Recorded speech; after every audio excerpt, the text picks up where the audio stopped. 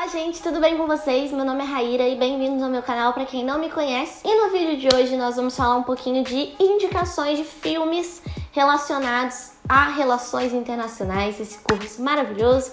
E eu vim aqui dar 7 sugestões de filmes muito bacanas para vocês assistirem que tem a ver com temáticas que a gente estuda no curso de Relações Internacionais. Antes de tudo, é muito importante que vocês se inscrevam aqui no canal, quem não é inscrito.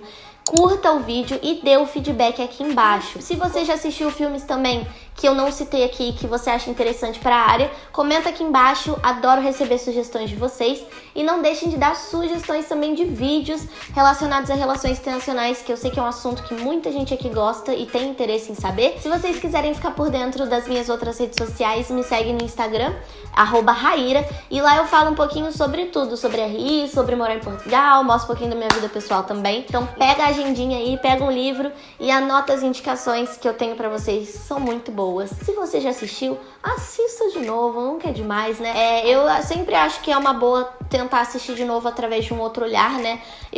Muitos desses filmes eu tinha assistido antes de eu fazer relações internacionais e depois do curso eu fiz de novo, porque para além de recomendação de professores, que eles sempre estão recomendando filmes, documentários a respeito do curso, eu tive o interesse de assistir com uma outra visão, né? Com a visão que eu já tenho hoje em dia, depois de fazer o curso, que também é muito interessante.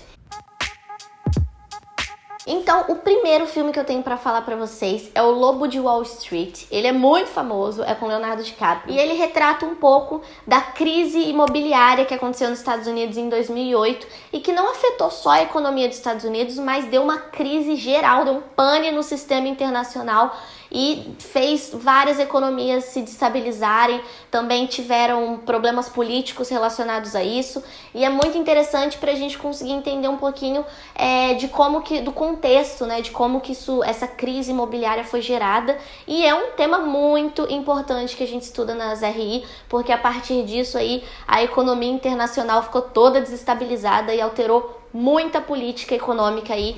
O personagem do Leonardo DiCaprio trabalha numa corretora de valores e essa corretora fica na Wall Street, que é onde também se localiza a mais famosa Bolsa de Valores de Nova York, né? Que é a mais famosa do mundo, aliás. E depois que acontece a Black Monday, que é a segunda-feira negra, né, que eles falam que é quando as bolsas todas caíram, despencaram, todo mundo ficou naquele desespero. O personagem do Leonardo DiCaprio acabou perdendo o emprego e foi trabalhar numa corretora menor, numa corretora de imóveis mais simples, fora da Wall Street. E aí o personagem dele acaba lidando com vendas de imóveis com valores mais baixos, assim, é uma corretora mais simples, e através dessa corretora, com o conhecimento que ele já tinha, né, das corretoras de valores mais famosas, mais importantes que ele conhecia, ele começou a criar uma estratégia de venda e obtenção de lucro muito legal, muito bacana, né? E, bom, não vou ficar falando muito sobre filmes, não vou dar spoiler, mas é muito interessante para vocês conseguirem também entender o contexto dessa bolha imobiliária que foi criada em 2008, que depois gerou a crise imobiliária, né?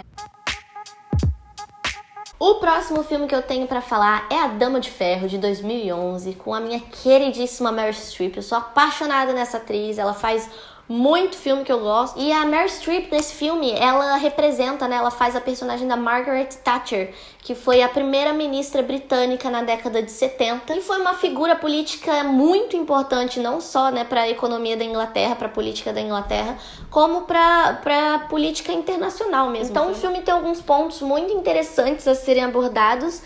Primeiro que mostra muito como que era na época, e até hoje, né, infelizmente, mas na época era muito mais visto, a posição dos homens na política era extremamente superior à das mulheres, então era muito difícil para uma mulher conseguir chegar a uma posição política como a Margaret Thatcher conseguiu chegar na época. Mostra também um pouquinho de como que a crise econômica na década de 60 se deu no Reino Unido, que foi uma crise muito importante para eles também, e mostra um pouco de como que o governo lidou com a crise, como é que isso foi gerado, né? E o filme também mostra a fase de impopularidade que a Dama de Ferro, ela era chamada de Dama de Ferro, né? Ela passou por uma fase de impopularidade pela forma como ela tratava a equipe dela, pela forma como ela lidava, né, e fazia as políticas acontecerem, e como que algumas decisões políticas que ela tomou acabaram afetando o seu mandato, o que fez com que ela saísse do cargo, né, num período posterior, mas isso...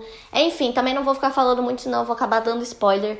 Mas, no geral, é um filme extremamente denso, é um filme com muita informação, mas é um filme muito bom para se entender também um pouco de como que funciona a política britânica, né? Principalmente nessa época da Margaret Thatcher, que foi uma representante política muito importante para a Inglaterra. Fora que o drama do filme foi uma coisa muito interessante, te prende muito a atenção, e ter a Meryl Streep como personagem principal de filme é sempre uma coisa muito boa de se ver, né, gente? Sinceramente, essa mulher, gente, ela é incrível.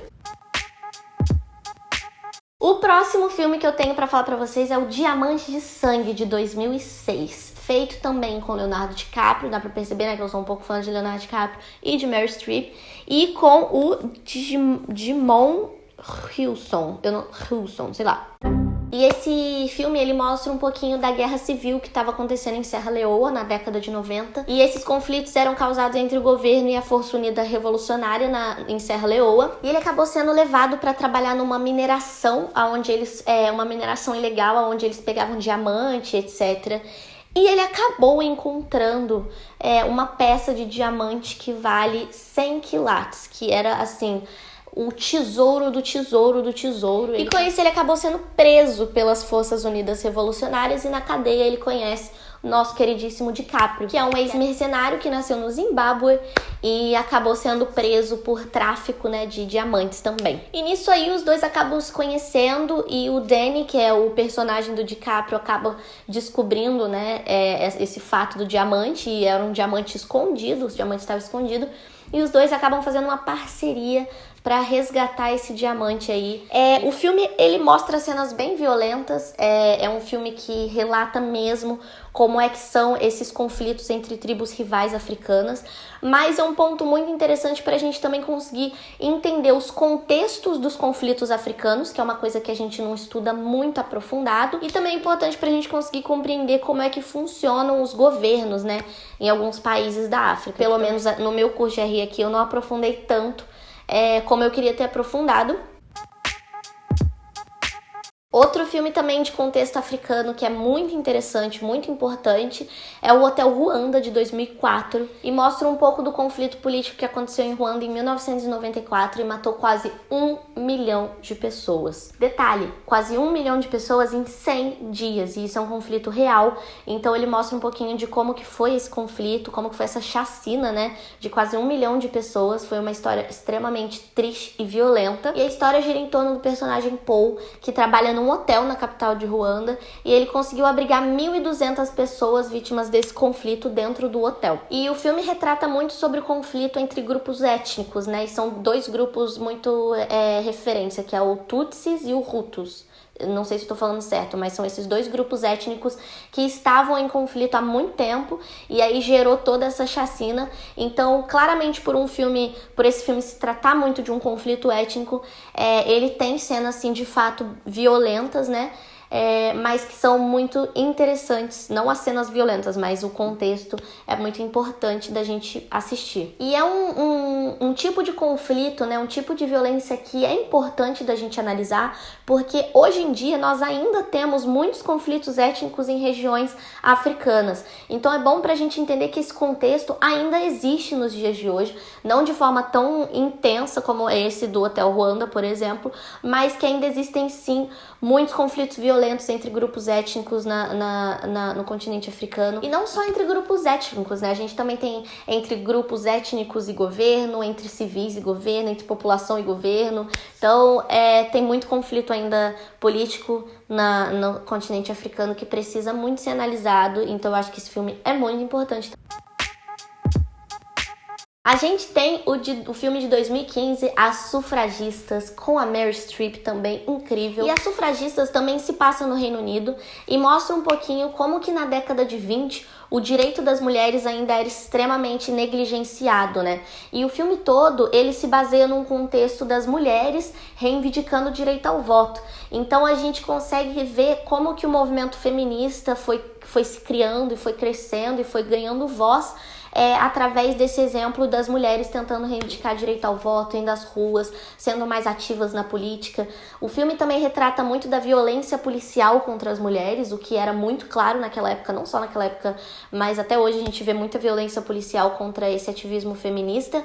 E esse filme retrata muito disso, retrata muito da posição das mulheres na sociedade daquela época, como que as mulheres daquela época eram tratadas no ambiente de trabalho, eram maltratadas, né? Eram inferiorizadas dentro de casa pelos maridos, eram violentadas, eram machucadas, e muitas mulheres conseguiram força para ir nas ruas e mesmo com tanta violência, com tanto rebaixamento feito pelos homens, elas foram e reivindicaram direito ao voto, porque era uma coisa muito importante na época. Até hoje, né, a gente, graças a esse tipo de movimento, hoje em dia, nós mulheres temos direito ao voto. Então é um filme muito importante para a gente conseguir analisar essa essência do movimento feminista no século XX. A gente também tem um filme muito bacana que chama The Post, que é de 2017 e é com Tom Hanks e, de novo, adivinha?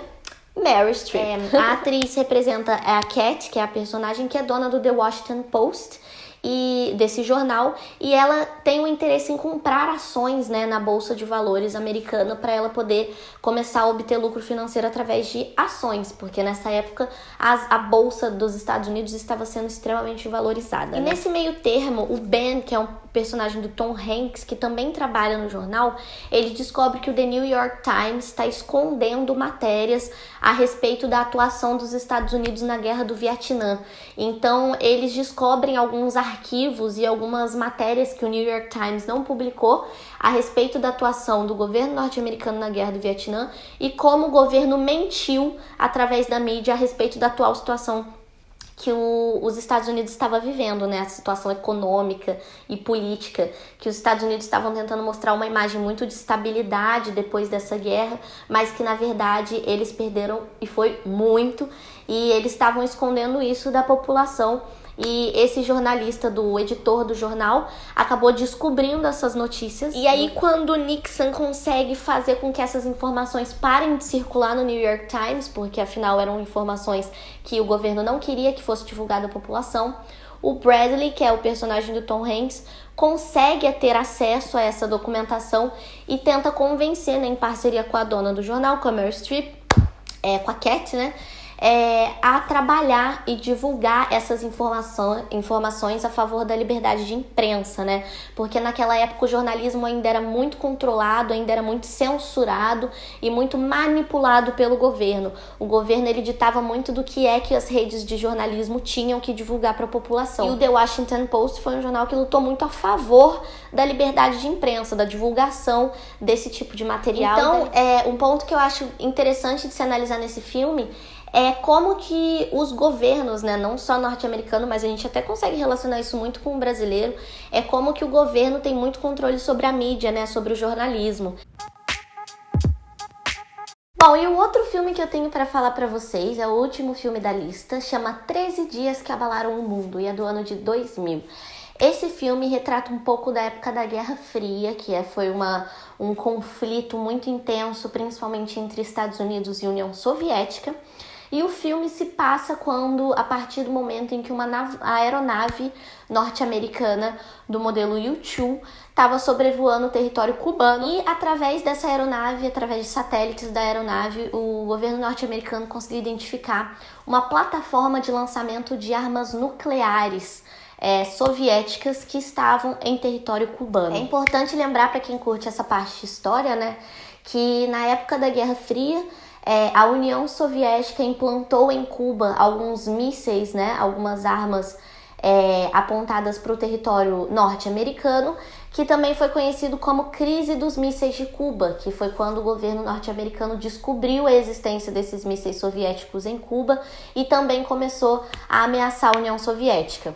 Então o nome do filme 13 Dias que Abalaram o Mundo são justamente esses 13 dias que, envolvido também com o presidente Kennedy na época, o governo norte-americano tentava decidir uma forma, né, de retaliar a União Soviética e de invadir a ilha de Cuba para retirar esses mísseis de lá. Então esse filme é muito bom para quem gosta de estudar esse contexto de Guerra Fria, desse conflito entre União Soviética e Estados Unidos, compreender um pouquinho de como que funcionou e também entender um pouquinho da posição do governo norte-americano, né? Porque no filme retrata muito como que foi a estratégia dos assessores do governo norte-americano, do governo Kennedy na época, em relação à Rússia. Eles queriam uma retaliação contra a Rússia, contra a União Soviética, mas eles também tinham medo de ser atacados. Então é importante para a gente estudar aí a estratégia norte-americana na época da Guerra Fria. No total eu falei sobre 7 filmes e todos os nomes dos filmes que eu citei aqui nesse vídeo vão estar aqui embaixo, caso vocês queiram assistir, tenham interesse de conhecer, o que eu acho super válido. Eu tô pensando em trazer um outro vídeo relacionado a esse tema, mas com séries que falem sobre relações internacionais. A gente tem diversas séries até na Netflix. Então, se vocês quiserem, comenta aqui embaixo que eu trago esse vídeo pra vocês, muito interessante.